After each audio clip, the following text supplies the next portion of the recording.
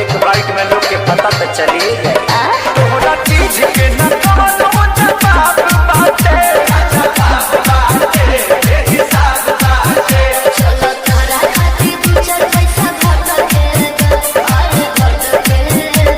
हां दे दो चलो छोड़ दे के बाहर के अरे पूरा आम के सवाद गोरी खट के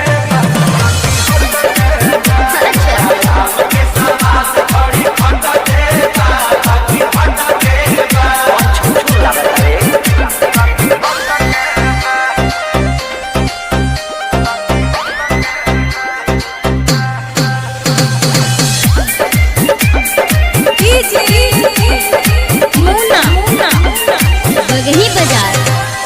बड़े बड़े साइज बा भावना न जायज बा सोदा बापा करना कांच बा वक्त कहता ने अगनाम साच बा अच्छा तो सुनो हां हो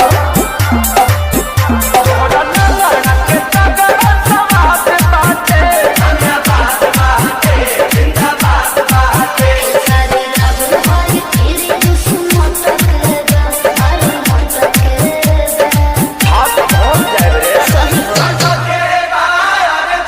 पूरा आम के सवाद गोरी खट के बाकी